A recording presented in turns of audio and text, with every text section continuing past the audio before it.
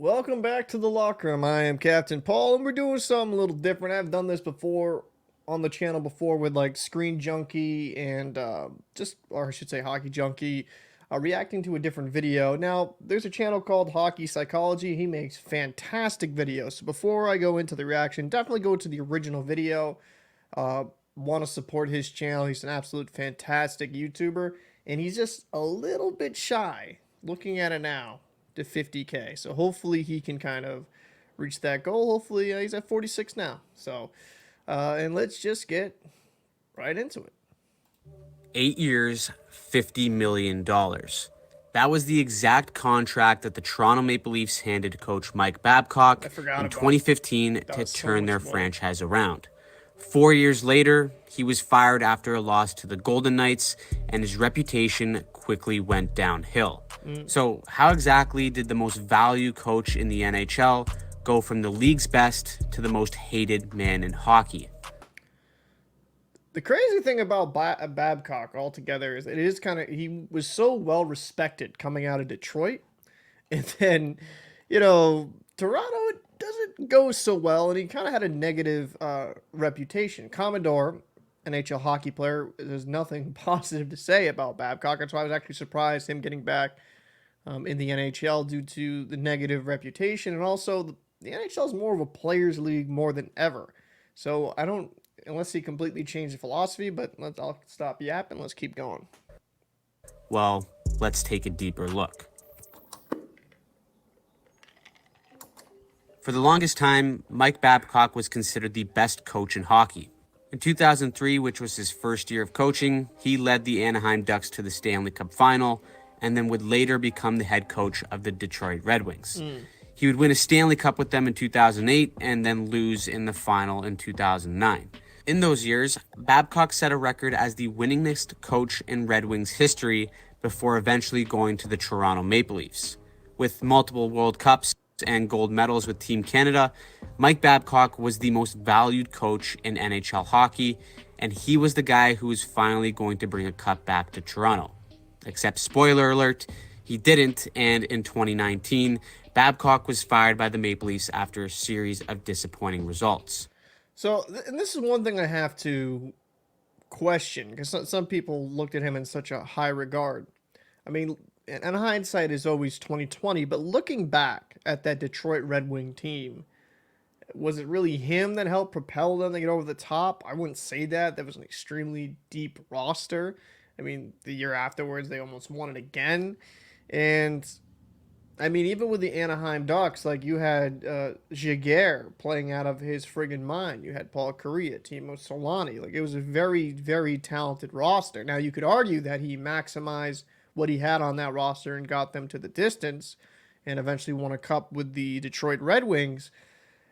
But do I really credit him with those international Olympic gold medals? Not really. I mean, Team Canada is always stacked, has some of the best players in the world. So, I mean, I don't think a coach makes that much difference in those type of tournaments. But admittedly, that's just my opinion. What followed was an avalanche of reports of how Babcock treated his players. Shortly after his departure, it emerged that Babcock had asked forward Mitch Marner, who at the time was a rookie, to rank the work ethic of his teammates. After Marner did what his coach asked, Babcock shared that list with the players, who ended up at the bottom of Marner's list. That story was then followed by the Johan Franzen debacle from Babcock's days in Detroit. Former Red Wings defenseman Chris Chelios had revealed on an episode of Spin Chicklets that Babcock verbally assaulted Franzen during a playoff series against Nashville. Franzen reportedly confirmed this in a Swedish newspaper, saying that Babcock was, quote, the worst person he's ever met. Franzen would retire in 2015 because of post-concussion syndrome, but he actually gave praise to Babcock's attention to detail and his preparation as a coach. At the same time, he reiterated that he makes players feel very anxious as they are scared to death of making mistakes. Combine this with scratching legend Mike Modano before he could hit 1,500 career games, and also Jason Spezza on opening night with his family in the crowd, Babcock quickly became one of the most hated coaches in hockey. And there was also a case, I don't know if he mentions this later in the video, about Chris Chelios at the outdoor game, right? Winter Classic. And the management wanted Chelios to play. Babcock did not want him to play, so they dressed 7 defensemen. He just sat on the bench the whole time. Spittin' Chicklets actually had a really good interview with this, and it's kind of crazy to me. I think the problem with Babcock is that he thinks his own genius is so amazing. He thinks he's the most intelligent person in hockey, that he can just treat people however he wants to, and that's just not how it works. I mean, when you're having a player, Franz might have praised some of his coaching skills, but like if you're having players so anxious and nervous to make mistakes, well, then they're just gonna make mistakes, because when you're just constantly thinking on the ice and not just reacting and reading to the plays, it doesn't usually go that well. Now, Babcock wasn't the only coach who was notorious for being hard on his players, as over the years in NHL history, there's been some successful coaches who have had questionable methods to their coaching. But when Babcock got fired in 2019, this change represented a shift in how current NHL coaches are expected to coach. When Babcock first entered the league, this type of coaching style was probably more common than fans think. However, with the evolution of the league getting younger, the methods of motivating a team have drastically changed. There's a certain line that all coaches have between maintaining respect and losing the room entirely.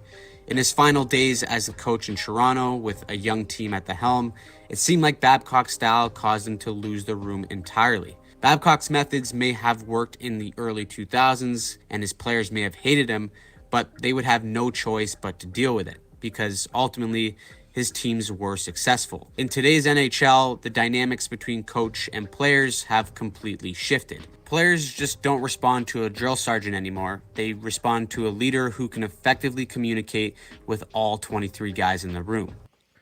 That's a good point. I think that's a very good point that he brings up, that it's no longer about having someone yelling and screaming at the top of lungs like, I'm going to beat your ass.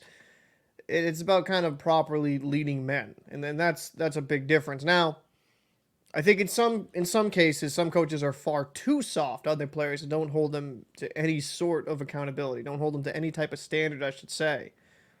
But you need to have that fine balance of, you don't want to be their best friends, but you also don't want to be their greatest enemies. Like, you got to kind of be a leader in the room, know when to have that conversation. And when you're instructing somebody, there's no need to publicly humiliate them. Like, talk to them in person, even in front of the team. But if it's something so big in their game, like let's say they're really bad at the transition game, or they're just not paying attention, not picking up their defensive responsibilities, have the conversation. Yelling and screaming at the top of your lungs and just a bunch of expletives isn't really going to do much. So yeah, coaching has changed because players aren't going to take that much stuff. But I would have to argue, you don't want your coach being too soft to the point that they're like best buddies and they're going to the bar together. That doesn't mean coaches can't be hard on their players either. It just means that they have to find a different way to get their message across effectively. Fast forward to present day, and Mike Babcock is officially the head coach of the Columbus Blue Jackets. A questionable move that surprised a lot of hockey fans this offseason. However, coaches and people can change. And after spending his NHL hiatus coaching young players at the university hockey level, Babcock discussed how he's changed over that break. What I do know is when you have 23 different guys on your team, you need 23 different ways to approach it. You need a communication plan with each one. You need a development plan with each one. You need a mental health plan with each one to have success. I couldn't have said what I just said to you now 10 years ago because I didn't know that. But when you go to a university setting, they have all these experts in all these fields right there, and they help you get better. And, you know, I had some good relationships with people there, and they teach you a lot about the way you communicate. And I think it's important that you continue to grow. Now, whether Mike Babcock... I hope he follows up on that. I hope he's truly a changed man. I think X's and O's, nobody's going to argue. I don't think he's a bad coach in that regard. If he can truly change his ways and become better as an individual, I'm all for it. So hopefully he goes to Columbus, shows a little bit of a different tone, understands, kind of reads the room far better. Maybe his ego has been a bit reduced because he came off very egotistical in a lot of his stints, whether it be Detroit or in Toronto. Anaheim, I'll be transparent, wasn't as prevalent regarding his ego, at least to me, but definitely in Detroit and Toronto, And I think hopefully that kind of pans out for him. And I think guys like Tortorella have proven like Tortorella isn't as crazy as he used to be, right? And I know he gets a negative reputation, but generally he's kind of a player's coach. He has his players back. I mean, last year with the Flyers, with the whole that Provorov situation, he had his players back there. So I think Tortorella, and kind of shown here in the video a bit, he's kind of changed a little bit over time. Maybe Babcock has well. Babcock is full of remains to be seen. He's said all the right things in terms of how you want to hear a coach adapt and grow, true. but now he's got to prove it. Tactically, Mike Babcock's teams have always been good.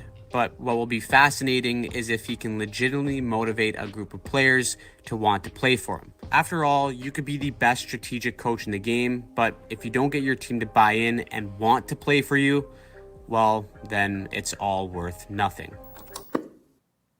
So, what do you think of the Mike Babcock hiring? Do you believe he's changed his methods? How do you think he'll do in Columbus this season?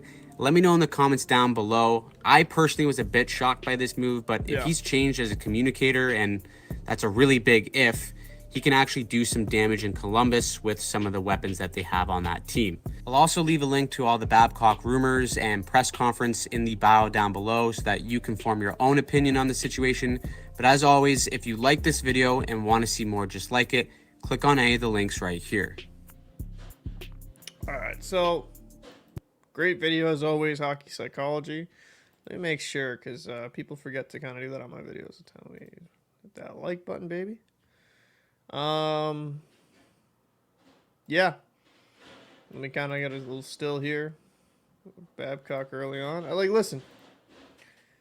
If Babcock has changed his mentality and he's become a better person, I'm all for it. I think people can change, people can evolve over time, but it is a wait and see. People say a lot of things when they just get hired. We'll see how faithful he is to those words, and hopefully he is, because X's and O's, he's a very good coach, but personality-wise, was the NHL, just to be blunt, he was kind of a fucking prick, right? So hopefully he's kind of learned from that experience, and we kind of go from there. Great video. If you haven't already, make sure to subscribe to Hockey Psychology. The link to this video will be down below. He makes fantastic videos, so please make sure to go over there, show support. I know he's far bigger than me, but hey, maybe a few of you haven't seen him. But that's it for this. I'm Captain Paul, and I'll see you in the next one. Was it really